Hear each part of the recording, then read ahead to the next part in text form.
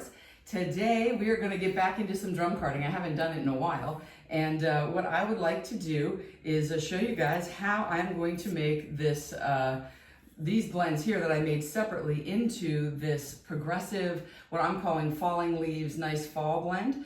We'll do the art Batt, and if we have time we might do some Rolags, but here are the Rolags.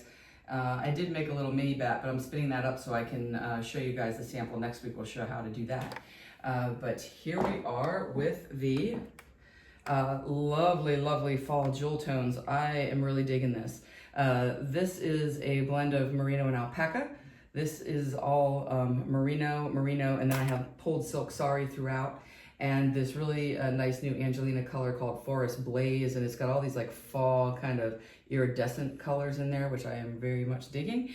We are going to get started. I'm actually thinking about just, if you guys let me know if you like these as singles, I can do that too. They really turned out cool. I was debating whether or not I should do that.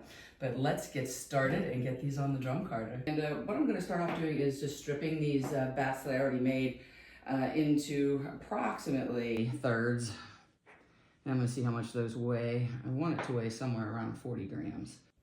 So now we have our first third here, and I'm gonna use this. The plan is to make around a 4 ounce, it'll probably be a little over 4 ounce bat. All right, I'm gonna take this extra, and we'll use this for blending some of our Rolags and some other blends. And I think we are ready to get started. I haven't been doing any drum carding in a little while, since before the Tour de Fleece. It feels like forever, although it hasn't been that long. But I'm excited to get back to it here. I started doing these last night, and I decided this was gonna be our video this week because I was having so much fun with it. All right, power up this thing and let's do it. Things that I use. This is a packer brush. Most drum carders have a packer brush. Some of them have it built in, like if you've seen any of my older videos, my Ashford drum carder has a packer brush that you kind of unscrew and flip it up and down. This is exactly like that, only you just do it with your hands, which I actually like a little better. And then this is a burnishing brush. Unique to this drum carder, you can use it on any drum carder, and I used to use this on my Ashford, but it will sharpen the tines on this because this one has very sharp tines. Most of the drum carders don't have sharpened tips, so this will help to sharpen the tips, but it also will pack down your bat. So let's do this. Let's see, what is our color progression going to be? It's not going to be that, it's going to be this. Orange, red. Okay, so all I'm going to do is I'm going to start by just ripping off a piece here, and I'm going to open this up. You can see I have all of the goodness on the inside here, and I'm going to look about, you know, a third, maybe a little over a third, because I do want it to overlap a little bit and blend. So I'm going to start with that right there, and I'm going to take a little piece off of this red. Same thing, I'm just going to strip it down. And I'm going to spread it out nice and thin here. And I am going to overlap a little bit of that red with the orange because I do want that blend through that area. Same thing here, I'm going to go a little bit past that last third into this lovely purple. I'm excited to spin it, it's so soft. And again with the purple, we're going to have a little blending through here.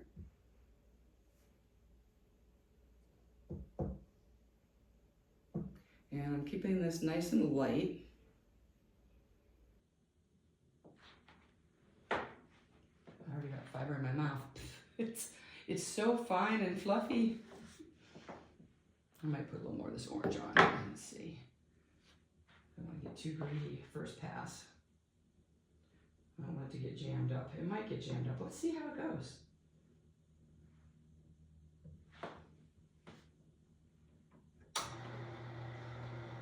So rules of drum carding, don't hold this back with your hand because it will get stuck around your liquor end.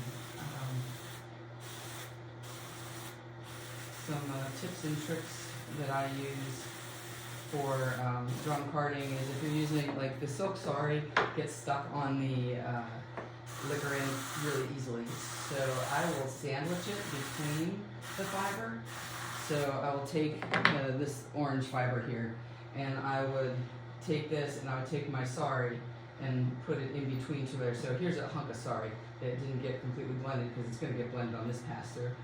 And I would do this, and I would take this piece of orange, and then I'd put this little piece of sari in between there, and then I'd put this other piece of orange on top of it, like that, to keep it from sticking to the drum carder, and then I just let it go on. And you may notice now that none of that stuck to my liquor.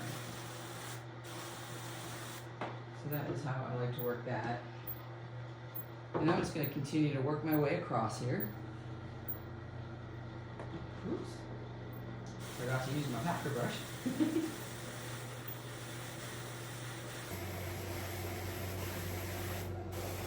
Alright. And we're just going to work our way across like this. And again, I'm going to let this kind of blend a bit together. This is going to give us a really nice, progressive, sparkly fall feel here.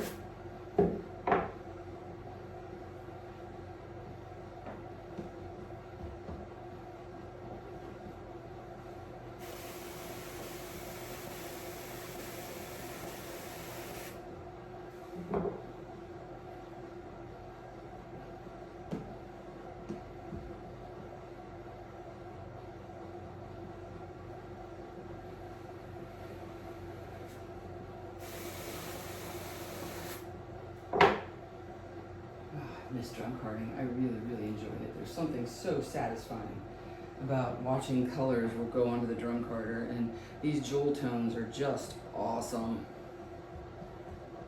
So I don't let my fiber hang out over the back of my tray by very much, typically not at all. I like to keep it sort of light and fluffy here. If you go by the Clemes and Clemency, you should be able to read the red line through it, but I think that applies when you're doing a truly woolen prep where the fiber you're starting with is fiber that is freshly scoured and not processed at all, as far as, you know, it's not comb top yet. Once it's comb top, the fiber's already in alignment, and if I run the top through in the same direction and blend it with other fibers, then it works really well, and you're still going to get a mostly, you know, worsted type of a prep, depending on how much of a purist you are, I guess. So I'm going to let this orange travel over again just a bit here.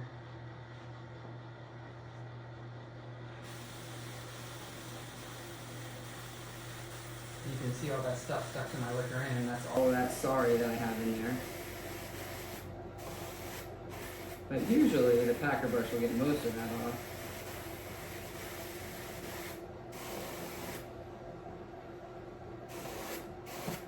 And we're going to run the burnishing brush through here because I forgot to pack the first layer down. And when you're doing this, it's not a really hard pressure. I'm just letting it kind of roll over it. I'm not like pushing down hard on it.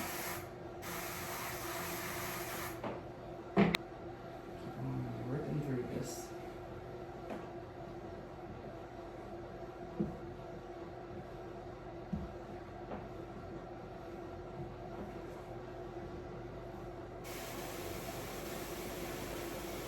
Today is the first day that our humidity has finally dropped just a skosh.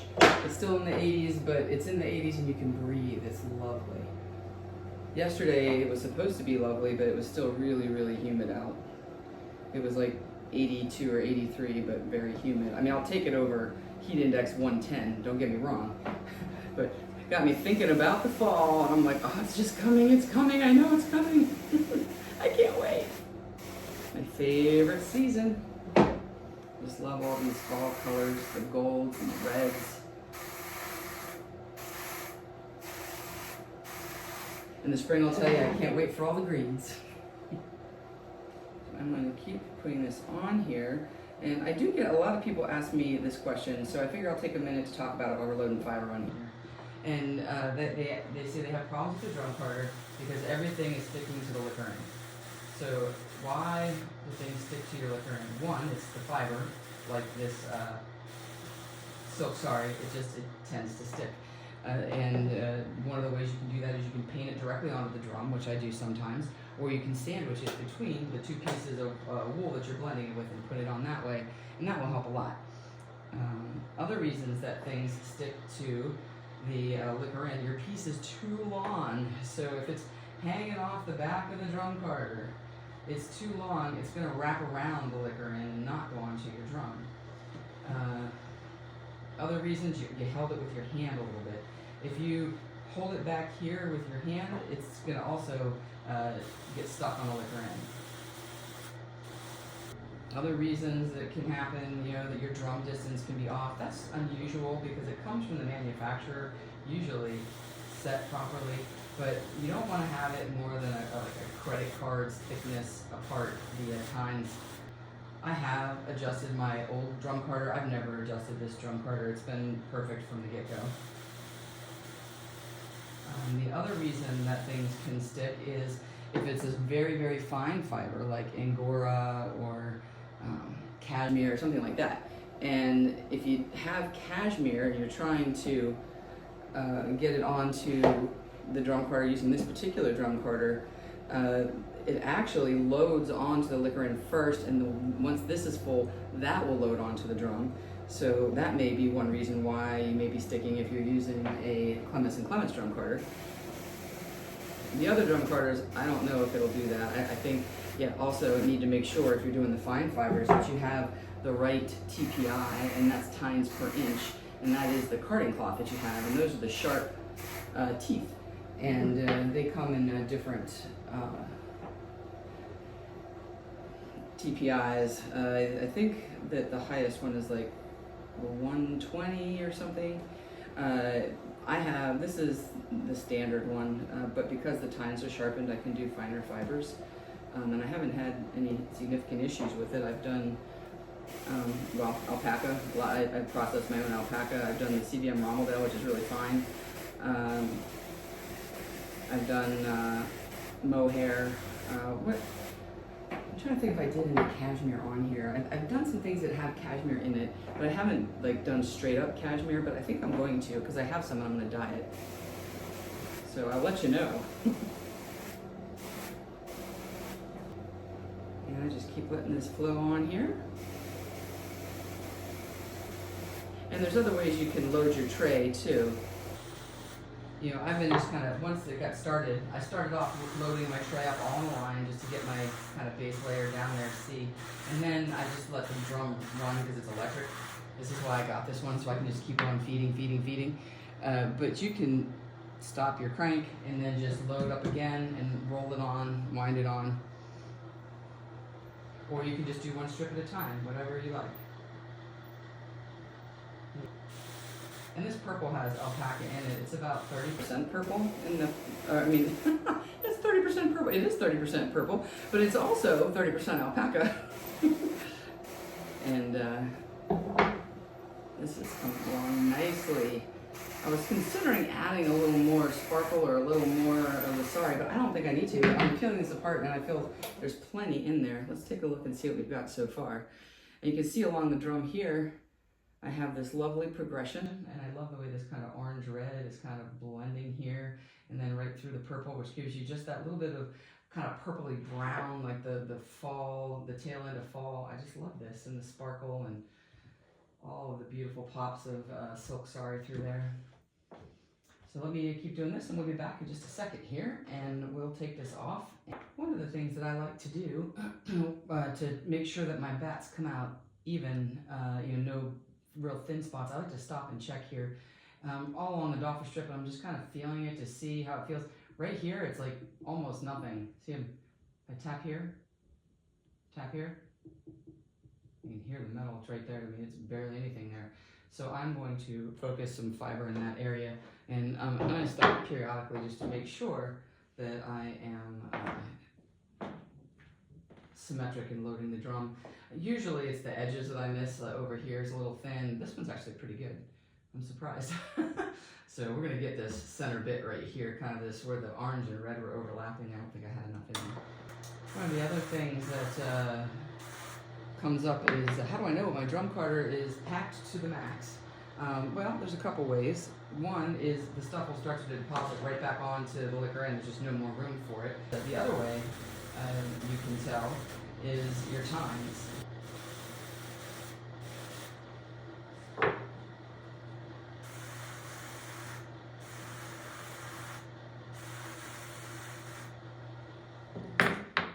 So let's see if I fix my spot here. So here I'm looking at the pins. I can still see the pins. This is lovely, not overpacked anywhere. You know, I've got a few millimeters at least that I can go on here. This one spot right here is a little full. This one is still slightly thinner than the others, so I really do want to get some stuff more right there. And some more of that on there. Here we are, all loaded. I used up all of the fiber that we had weighed out. And if you look at the tines here, you can see that they're starting to get full. I could pack more on here. Right here's the only high spot on the whole thing. And you can see that this is on top of the pins. And I might be able to pack that in just a little bit. Let's see if I can change that at all, just by a little bit. I'm not pushing down hard though, because if you push too hard, you're gonna get those swirlies, and I don't want the swirlies. If you ever see, sometimes I'll try to put a whole bunch on, or I'll be using a fiber that's pretty floofy. And so you can see that did pack it in here. It's still full, but now I can feel the pin out. Yeah, I can feel them. Go the other direction. I can feel the pins now, whereas before they were totally covered. So I like that. So I am happy with that. So now I'm going to turn the power off so I don't accidentally poke my fingers. Probably a little bit over 4 ounces by the time we get this off of here. So let's do this. And to remove our Batt, we need the doffer, which you've seen me talk about before. The Clemes and Clemes doffer is quite lethal. It's super pointy. And then I use the Batt lifter because this is a double wide drum and my hand isn't wide enough to get the whole thing up. So they have this nifty little thing here called a Batt lifter. They make them for the regular size too, and I have them, but I don't have the short wood. So this I use for the big bats, but the regular size one you could even just use your hand. Like if you look back to any of my older drum carting videos with the Ashford drum carter, I'll show you how to get that off without leaving much in the way behind on your carter. Make small bites here.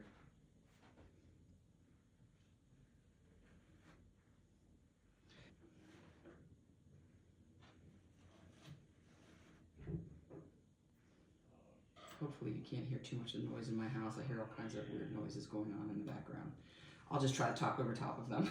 I think my husband and son are playing video game together, and he's upstairs and my son's in his room, and they're using, you know, the whatever it is they use, Team Discord, whatever. So they use that, and I can hear them yelling through the house and through their game. All right, so now we have this. The next step here is we're gonna take this off. And the way you do this, and just imagine that these 2 wood sticks are your hands, because if I was doing this on the other drum carter, that's what I would be doing. You put your hands right next to the pins here. Don't worry about this little stuff that's already fluffed out. That is gonna be fine. It's just gonna wind right on. So you don't have to like go out to the end of it or anything like that. And now what I'm doing is I'm just kind of drafting and just winding and kind of lifting that way just a little bit. So get it up off of the pins here. And you can see that this really does give you a beautiful clear drum. And then we'll come over here to see our finished result. So here we are. Woo! I love this so much. And just slide this out. And we're going to slide this one out. Ooh. Like so. Trying to do this with all the lighting and cameras around is challenging. That's why I like to do some stuff off camera. It's more relaxing. So here we have it. Oh, it's so pretty. And both sides really, you know, I always say, you know, this side is the blingy side, the cake, the icing side, and this side is on the drum carder, but both sides look amazing, and it's so light and floofy. So what I'm going to do is just fold this into thirds and roll it up. You can see how pretty this is going to be. So this is something that you would spin, you know, in a progression, I think. I mean, you can do it any way you want. You can do it as a fractal. But I think that my plan for it is going to be to do it sort of as a progressive yarn. Now the next thing that I want to show you is we'll do some Rolags. And the difference that you get with the Rolags is basically they're little small, short repeats. So when you spin from the Rolag, you're going to get this progression, but you're going to get it over and over again, repeating throughout, which I really love too. So that is another way to do this. For this one, Rolags, same setup.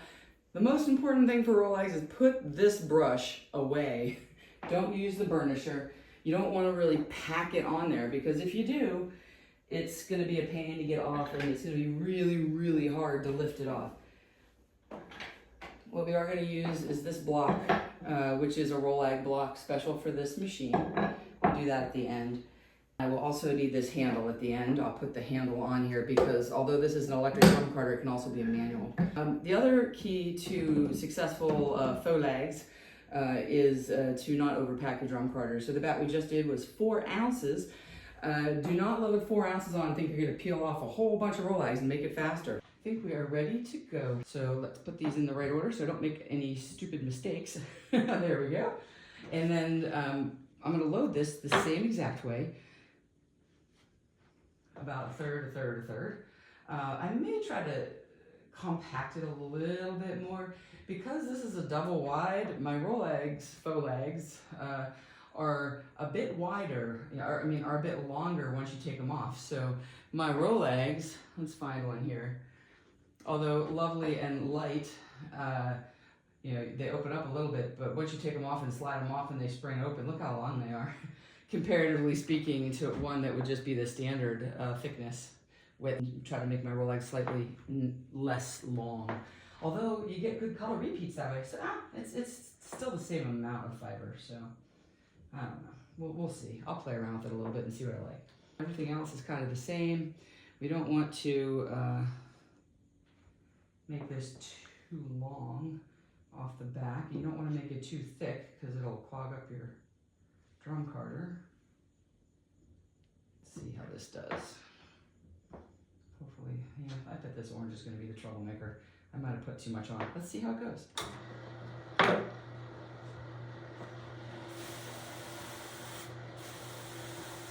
Oh, I'm doing fine. Yay!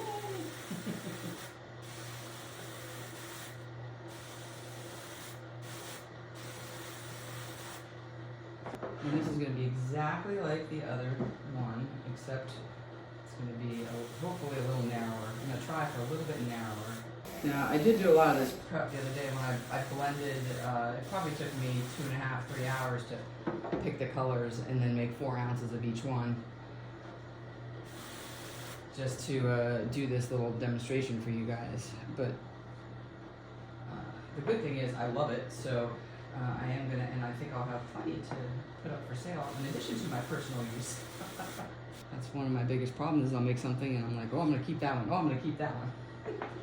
Oh, terrible. I'm the worst. I'm stopping this because I want to take a look here, and I can see that I have like a streak right here. I can see down to the carding cloth, and I don't like that.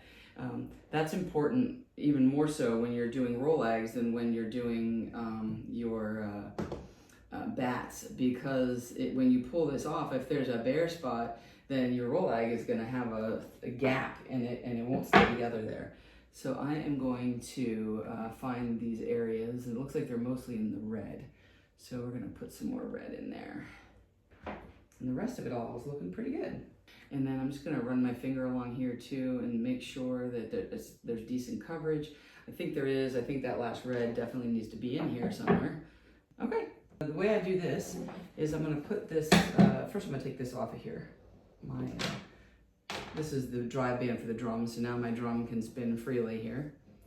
And I'm going to put this handle on.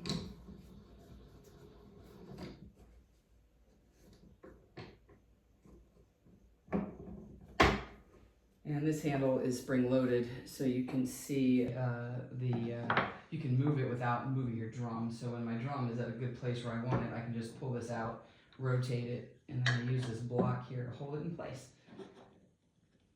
So same starting process. I'm going to get my doffer out, the lethal doffer.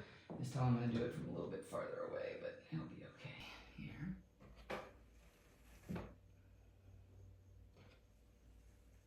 And when you're going across this doffer strip, make sure you have every little fiber. So the other thing that I use for this, so I'm going to bring this around closer to me here, like so. Here is what we're going to take off right here. And I'm going to use, let's put the lethal doffer away so no injuries. This is just a little 1/8 inch metal rod.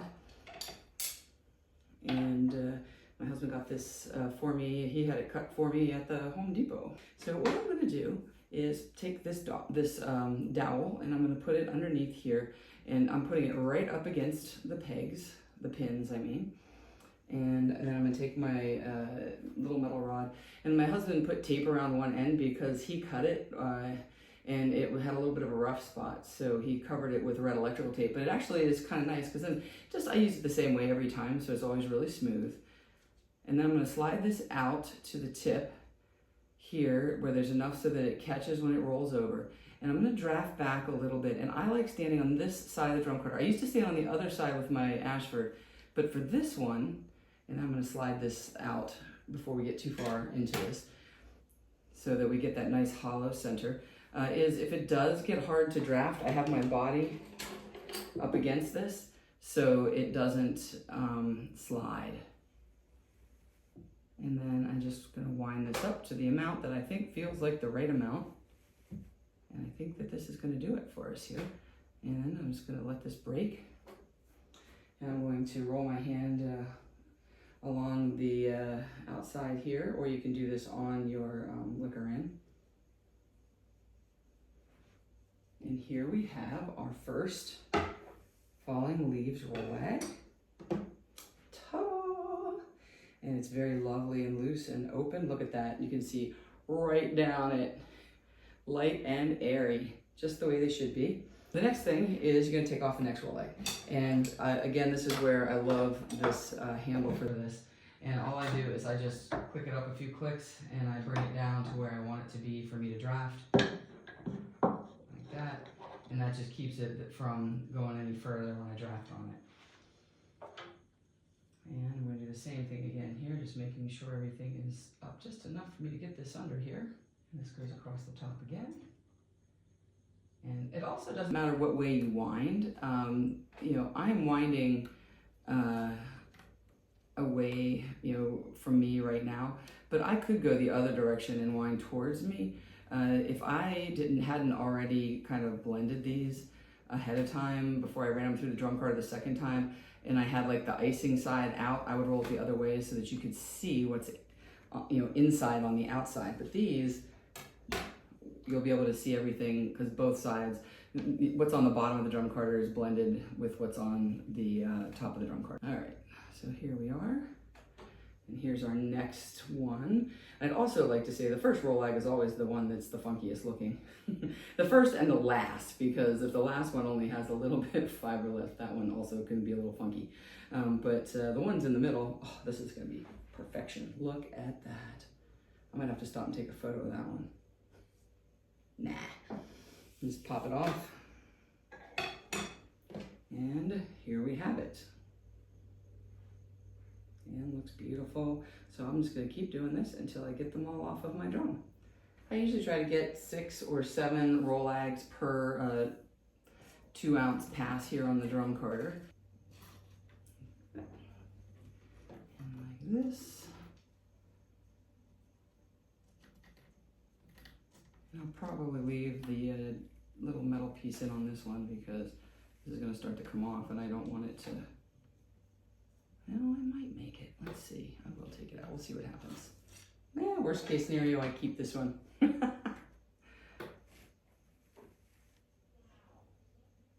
This is a bit better than I was expecting.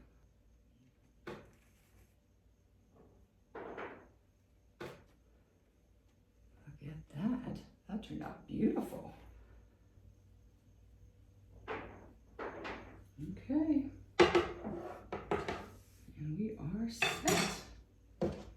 And this was our last one. Here we have it, our final results. We have got 2 ounces of the Rolags in falling leaves, and we have the 4+ ounce of the falling leaves art Batt, and this is going to spin up beautifully. Oh, it's going to give a Tweety yarn. I can't wait.